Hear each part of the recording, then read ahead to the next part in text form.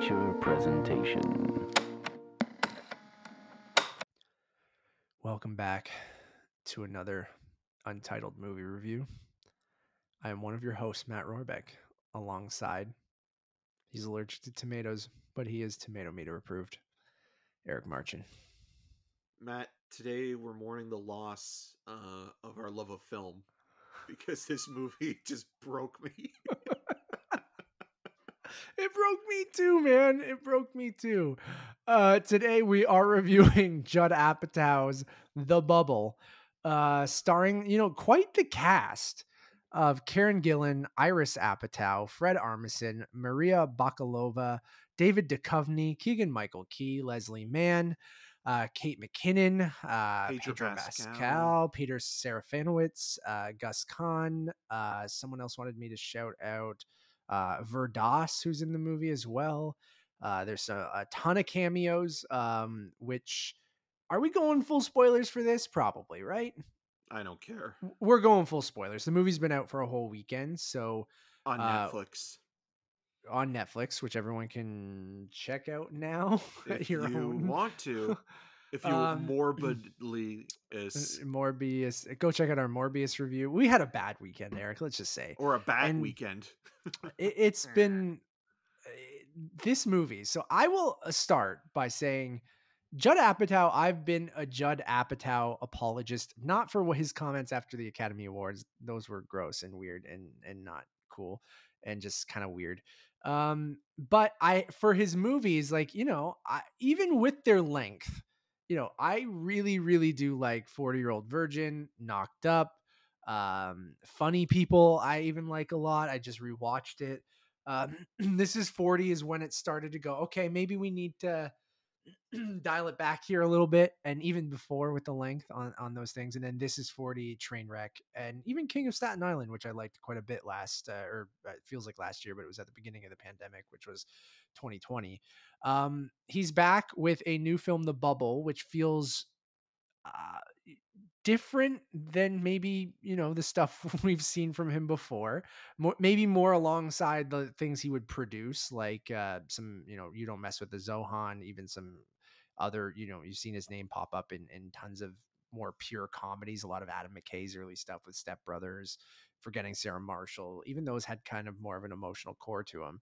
Well, he's also trying to do Christopher Guest a little bit here in this, with Waiting for Guffman or absolutely. Best We in brought Show. up not Christopher Guest, but obviously Tropic Thunder. Yeah. This movie is essentially just Tropic Thunder in COVID, but not good and not funny and not clever and not ballsy, and maybe not even the right word is ballsy. But like, it's just not taking any risks. It just feels like the laziest thing I've ever seen. Just, I don't even have words for it. Yeah, it's terrible, and I think part of it as well, like Judd Apatow, like the joke is that anything that he makes, especially being known as a comedic director, are far too long and self-indulgent, and to your point, where you got to This Is 40, and he was getting close to that 2.5 hour, 3 hour running time, and it was like, okay, you need to kind of rein yourself in, because for every really well constructed sequence that is either partly improvised or thought out, you get like 3 more that kind of feel like, well, this really didn't need to be in the movie, or doesn't really add anything, or it's not that funny. Netflix, so imagine a whole movie of that. Yeah, and Netflix also being an enabler for the filmmaker to make the movie they want to, with director's cut and a final approval, makes this even more of a problem, because usually you're pro filmmaker when it comes to getting their vision on the screen, but in this case it's like, okay, somebody needed to come in and say, like, rein this in or cut this out, or why are you making this reference? You're kind of being condescending to the audience or even the critics that are watching this, and you're just watching it as well because, like, besides Leslie Mann and Iris Apatow, his daughter, there aren't a lot of Apatow regulars in this. And so I kind of feel that maybe this could have worked a little bit better if it were with people that he Like had an been, all-star cast of his kind of yeah, people Paul coming Rudd, back for Seth this. Rogen, Steve Carell. Even take the This Is the End route and have them play themselves, right? Then you're Yeah. kind of taking the piss out of yourself and kind of being that self-deprecating kind of thing that you're trying for in this, but then you're just kind of and pulling it'd be together more relaxed and less cliches. kind of like I don't hate Karen Gillan, but I kind of feel like she's one of those actors that just there's just something about her that does not click in movies and like Right. whether they like she's okay in the Guardians films Yeah. and what have you, But even then, Dad. yeah, as Nebula, but yeah, there's just something about like casting all these actors that are kind of like some of them are comedians, like Keegan Michael Key and Fred Armisen, but again like Farn Furnison. yeah, and Kate McKinnon, who's just obnoxious. Like it made me like the best version of that character is like the studio head that's getting crap from people higher up was Kristen Wiig in Knocked Up, when like she's having conversations with Katherine Heigl's character and is kind of doing like that passive aggressive kind of like, oh, we're glad to have you, but you should be doing this and that. Like she does that 10 times better than Kate McKinnon. And you're just feeling like this is just a completely self-indulgent, self-serving sort of wank off that when watching it, it's like Apatow is trying to have his cake and eat it too, and kind of being, this commentary on the studio system, but at the same and time, celebrity in general. It's not saying anything that hasn't been said in no, they're all so many other cliches and movies, like yeah, from the and point of done better. having yeah. an influencer be a part of the cast because she has a huge following and that's the only On reason TikTok. she's in it, or the Yeah. studio system being the true dinosaurs of the film because this is a movie within a movie where they're working on Cliff Beast 6 and like you It's have like a Jurassic Park style movie. yeah, and you have like one actor played by Karen Gillan who kind of had a falling out because she left to kind of go on to bigger and better things and thought she was better than everybody else, and then she's coming back to part 6 because her career's kind of in the toilet, and you're just thinking like all this stuff has been done better, or at least a little bit more clever in other movies. And I think the one kind of angle this could have really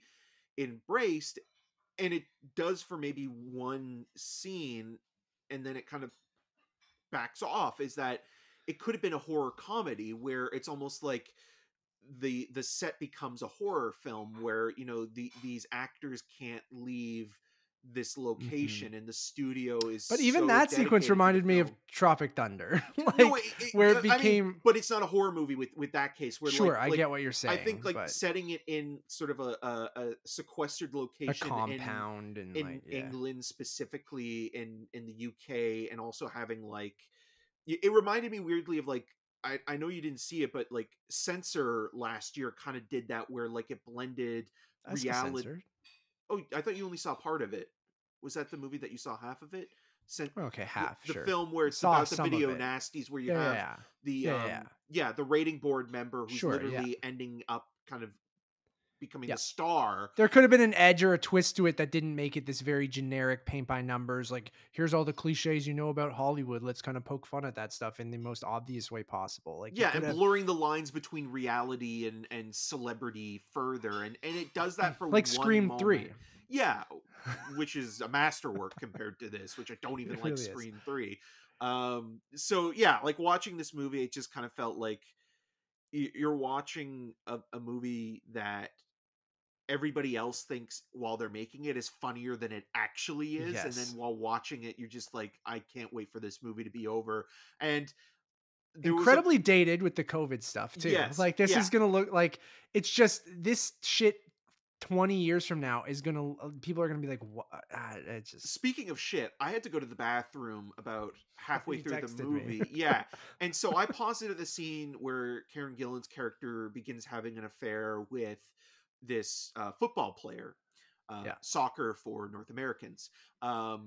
And when I paused it, there was still about an hour left of the movie. It's never a good thing to pause a movie to see how long it. We've talked about this before, but when I saw that there was still an hour left, I did that like film, 2 or 3 times. I think where like, I'm like, It's No. not even that, like, it's over 2 hours, but, like, it's just for a movie like this that, you know 85 minutes max would have been yeah, fine.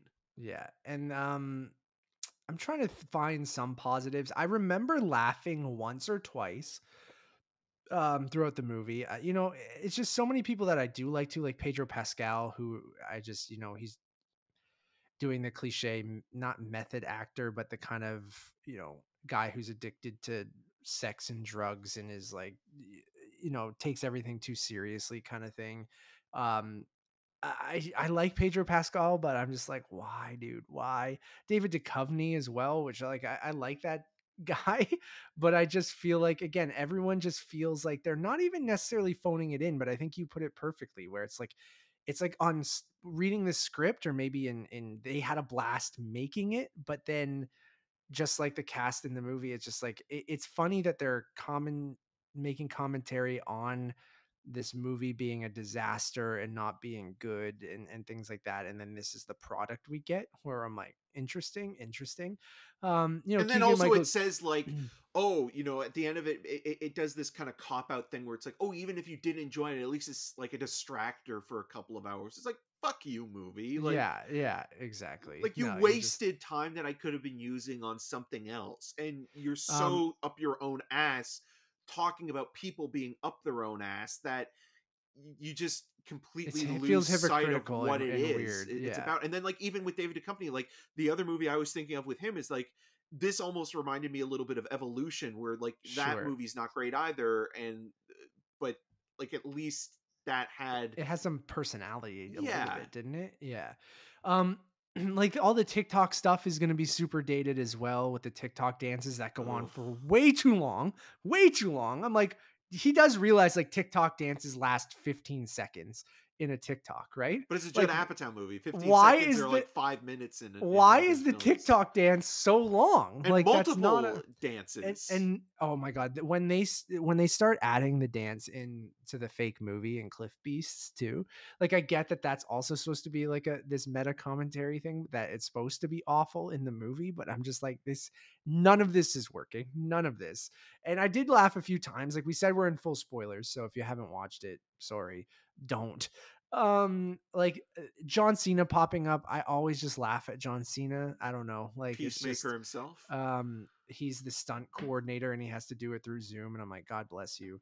um you see Daisy Ridley pop up in a strange sequence. James McAvoy plays himself, the only Beck playing himself, which was weird as well. Oh, That I sequence was hated that scene awful so where they all much. start dancing, and it's just like I don't know, dude. It's awful. It truly is It's really awful. bad. It looks cheap. It looks like it just, I The don't know. only scene I laughed at, and it wasn't because the scene was funny, it was because of how improbable it was at the end of the movie. There's this behind the scenes documentarian capturing all the, Sure, yeah. the behind the scene moments. And Isn't that also in Tropic Thunder where they make a documentary about the movie because they never finished yeah, it? and then Ben Stiller wins the Oscar for best actor in a documentary. But with this, like the thing that I laughed at was that there in no world, whether it be Judd Apatow's or the real world or a multiverse or what have you, is that there would be a red carpet premiere like that for a documentary. Never. Even if it Not gonna was happen. like, even you don't think, like, say, now we're getting into real life things. Say Jurassic Park Dominion absolutely goes to shit during like, and the whole thing someone gets their hand blown off, like Laura Dern's hand gets blown off, and like the whole thing goes to shit, and there's this crazy story, and a DVD behind the scenes guy recorded it all. You don't think that thing would premiere instead of a No, movie? because I already No. have the perfect example for that, and what this movie's also trying to do The with Apocalypse Now thing. Heart of Yeah, Darkness. That yeah, documentary, I mean, is great.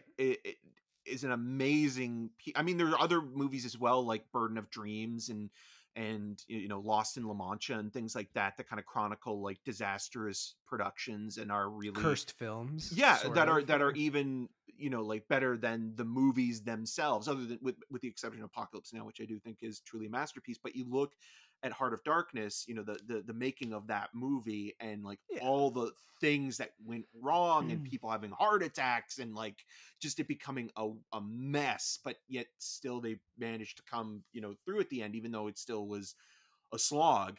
But that movie, when it came out in the early 90s, like didn't get all that kind of like red carpet coverage the way that like any studio film does. Documentaries just don't get that kind of you know, accessibility and No, I agree. promotion. I'm just playing So devil's advocate for the most part. but I do yeah, I do agree with you where it's like I do kind of like think in a world where like this is being done, like it could be interesting to have like documentaries kind of be on that level. Like that would be a funny Sure. joke but if it it's was not. It's just intentional. yeah. Um, I will say the people I liked the most were the people playing the regular people, not the actors. Even if it doesn't always work, so you have like I mentioned, Verdas playing the hotel manager. You have Maria Bakalova playing one of the hotel employees. You have Harry Trevaldwin as the COVID safety officer, and like there was a couple sequences with them as they're just like kind of that juxtaposition between these shitty actors in this situation and the crew in that situation that I think there could have been something interesting there if you actually wanted to make something interesting in this movie. And it doesn't really do anything with them, but I will say like that group of people, like when they were together or interacting with this cast, like I didn't hate them, if that makes sense. But like the movie itself is a disservice to all of them for the most part, because like they don't really have much to do, and if they do, it's like, you know, obvious COVID jokes for the safety officer. You know, you have kind of Maria Bakalova, who just had an Academy Award nomination, right? For Like Borat, yeah. for Borat, like just doing this kind of just trying to push, you know, Pedro Pascal's character away the whole movie, and this kind of weird thing. But I will say them, I think out of, because they weren't maybe as heavily shown, maybe that's why. Right. I don't know.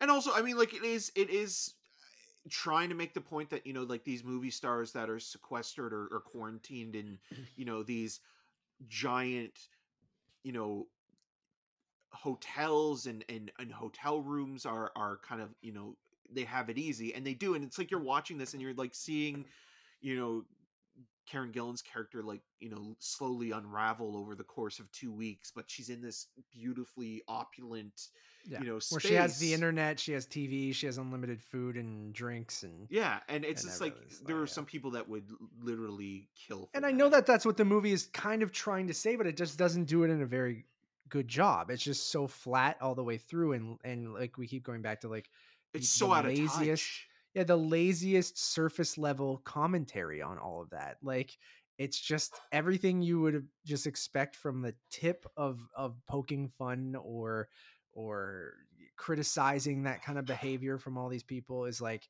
it never goes past that, and it just feels like, yeah, we get it. And there are tons of other movies, like Eric mentioned, that have done this and done them either much better or at least kind of in a different, clever way, where I just feel like everything is every cliche. It's like, okay, we got to have the comic relief guy. We got to have the stunt guy. We have to have the older guy who, you know, is the more serious guy. We have to have the, you know, the woman who wanted to leave the franchise and come We have back to to have it. the hip indie Yeah. filmmaker who's now Yeah. been poached by the studio to do this big, you know, blockbuster after having a critically acclaimed film play And at I, Sundance. Fred And I Armisen like Fred Armisen. sucks. Yes, he's yeah. Do you I like like him him in in general? I like him in I like him Portlandia. I think in he's certain very good things in he that. fits, but he's always does his thing, and I never can take it seriously. And I know you're not necessarily supposed to in this, but like you almost wish you did a little bit. Like you could have gotten an interesting actor to play that indie.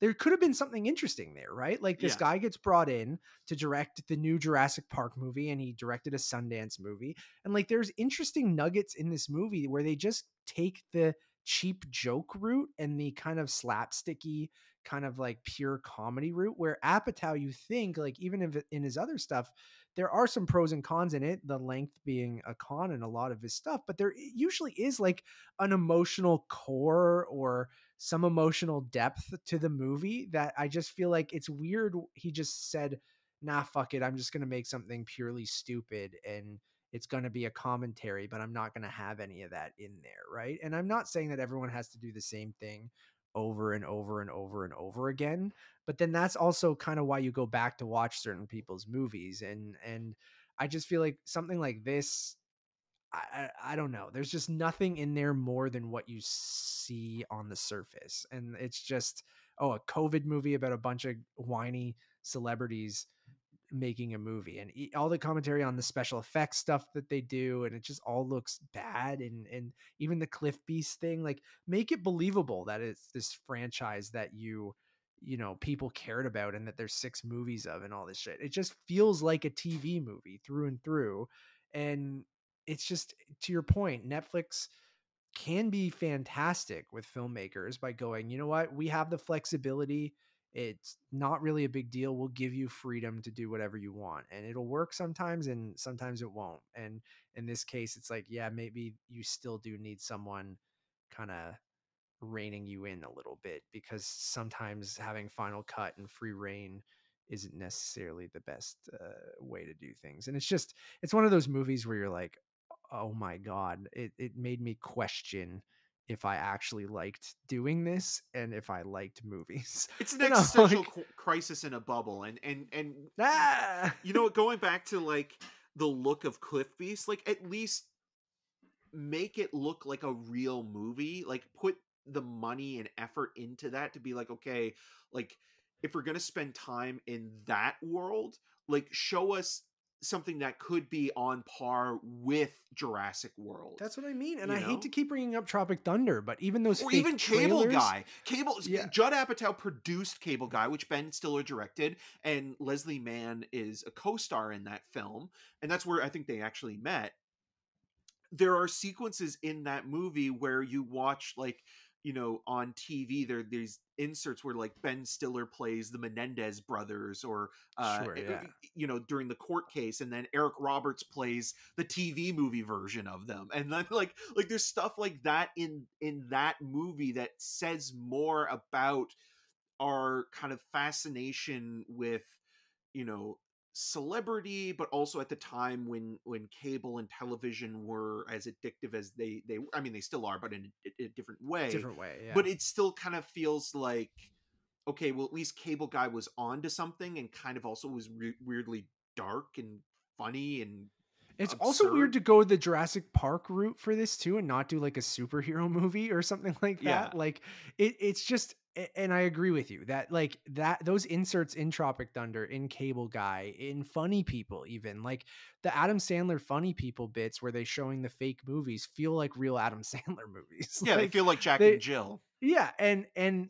that is funny, where you don't put any of that in here to make any of this buy into this world of that this is something people have watched. And even if you're doing that to the 10th degree to kind of make fun of it, it's just, even Cliff Beast itself looks like if again, I'm going to go back to Tropic Thunder because it's just a much better movie than this, and it's the exact same movie.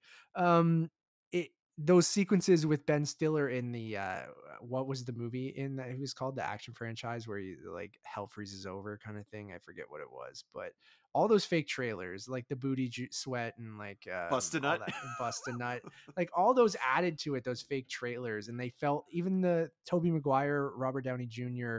um uh uh priests in love kind of movie felt like a real movie. And you're poking fun at that Sundance movies actors taking themselves too seriously. Like, maybe you're not going to go as far as Tropic Thunder, but like what Robert Downey Jr. doing that in that movie and committing to that bit and being like actors who take themselves way too seriously and will do horrible things to for a role, and method acting and all this kind of stuff. We just talked about Morbius and Jared Leto. Like, there's some commentary to be made, and you could have taken that and maybe you date the movie, but each movie should be, a moment in time. And this movie does it in a way where it's just COVID.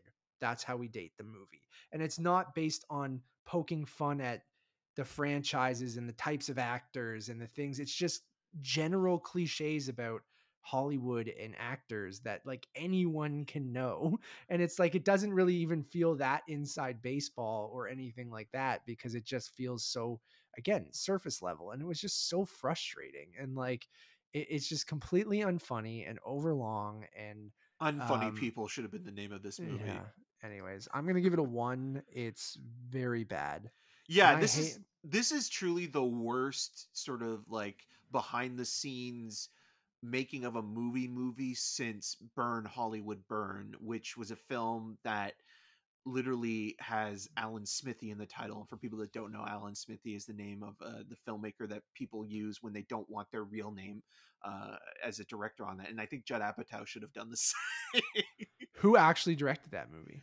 Burn Hollywood Burn. Oh shit! You know, It's okay, I no know someone's screaming it off the top of their lungs, but It's I haven't fine. seen it for Tweet so us. long. I don't Yeah, know. I could Google it. What is it? Burn Hollywood Burn. I haven't seen it in so long. I don't even think I've actually seen it. Burn Hollywood Burn. Arthur Hiller is the director. Because I was going to say Walter Hill, but Walter Hill had his own fiasco with Supernova. Yeah, and then so he really wanted nothing to do with it, eh? And Yeah. he just put Alan Smithy on the title. Fascinating stuff. Yeah, if you listen to this, you maybe watched the movie and you needed to hear people talk about it. Maybe you didn't and you just like listening to us, but don't go watch it. It's very bad. Again, I hate being, it sucks when you don't like a movie. And I will go back to most of those Judd Apatow movies I at least like. And like, if not really like some of his earlier stuff. Well, again, talking about like a time capsule of a movie, like I think the 40-year-old virgin, which was his first, feature film as a director, kind of hit at that moment in 2005 where it felt like it combined both the raunchy aspects of a high concept comedy with the sweetness of sort of the buddy comedy, but also the romantic angle. And it kind of is kind of immature, but did it in a way that didn't feel icky, in the sense that like a lot of movies can easily date, especially with comedies from the 70s and 80s. And like he was conscientious of being somebody that was very much progressive in that nature, and being open-minded. And even with Knocked Up, and then those movies, you watch them now, like there's a lot of pop culture references specifically that are of the moment, specifically like which is Knocked fine. Up. There's a scene where they're all talking about going to see Spider-Man 3, which the film opened like a couple weeks before Spider-Man 3 came out. So like, like that now is so of its time. But I'm fine with the movie being of its time. I am right? too. Like, I am too. What I'm trying to say was that I think I still think that works better. Yes, and I also totally. think because of his repertoire in those movies are people he's worked with multiple times, both in television and film, that they're more comfortable with the process of just kind of like the improv. Where this, like, you have a lot of actors kind of trying to act the scene and not, kind of feel it out, and that hurts it as well. So it's a 1-star movie. It's terrible. Like, I mean, there's nowhere to go but up. And I was thinking, like, even with The King of Staten Island, like, it was like, okay, like he's getting back to doing kind of like these, character driven vehicles for flawed movies, characters. yeah, for movie stars, like, or movie stars in training. Like you look at that in Trainwreck, and like he's propping comedians up that he likes. And this, like The Bubble, it's like, who is this for? Why are you making this movie? Like, what is this really even saying? It's just all a bunch of malarkey. You're not wrong. I think he probably bounces back with This Is 50. I'm assuming is going to be his next thing. He's already kind of talked about it, and we're 10 years after This Is 40. So it kind of, it'll be his before trilogy, I guess. Yeah. That's what I assume he probably does next. And, I didn't love This Is 40. I'd be curious to go back and rewatch it, I guess, when This Is 50 ultimately gets made. I'm sure he'll do something else before then. Like, I don't know, man. I mean, I know he's producing I think it's Bros he's producing next, or he has something to do with the Nicholas Stoller made movie. Maybe he's always kind of, and again, his producing stuff. I love Popstar. I love Anchorman. I love forgetting Sarah Marshall's Step Brothers, like I mentioned. Yeah, there was that time Bridesmaids, like Get 'Em to right the Greek. after 40-Year-Old Virgin and Knocked Up, like Yeah, he became an here's industry unto himself. yeah. You know, So I don't know. Unfortunate. Don't go watch it. We had a bad weekend, everyone. You can go also listen to a review of Morbius. God, It truly was, dude. We haven't even talked about that. Both of those movies came out on April Fool's Day. Like the joke's on us. they feel like pranks. Like they really do. They're like, ah, you fuckers had to watch this shit. April Fools. So go check out our Morbius review, I guess, as well.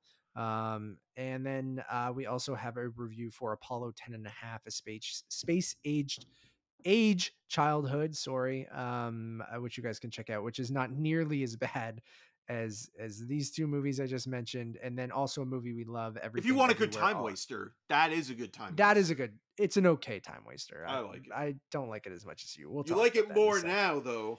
Yeah. And Everything Everywhere All at Once. We have tons of content leading into the opening of that movie. So go check out our review of the movie, which Eric and I both loved. Go check out our interviews, which you guys should probably be able to get kind of right now, if not very, very soon. You do have Eric's interview with, is it Key or K? Sorry. Ki Hui Kwan from Everything Everywhere All at Once. And then Eric and I also interviewed the Daniels, and that was a blast. Very, very funny. We talked Talking about to the D's. we talk about Randy Newman. I drop out of the call because my Zoom couldn't handle Randy Newman's name being uttered. We talk about the VFX. We talk about the editing process, and just had a blast talking to those guys. Those guys rule. So go check that out as well. And Eric and I, we don't do many interviews anymore. We have guests here and there, but it was fun to do that. So maybe we'll do more of that moving forward this year. Thank you all for listening or watching. We really do appreciate it. I can't believe we did 32 minutes on this movie. It's as long as a Judd Apatow movie. It's go too check long. out all of Everything Everywhere You Need All at Once over on Untitled_movies on Letterboxd, as well as follow me on all those social medias at Matt Rohrbeck. I'm Eric Marchin. You can find more of my video reviews on rogerstv.com/cinemascene and on the social medias at EM6211. Until next time. This movie nearly destroyed me.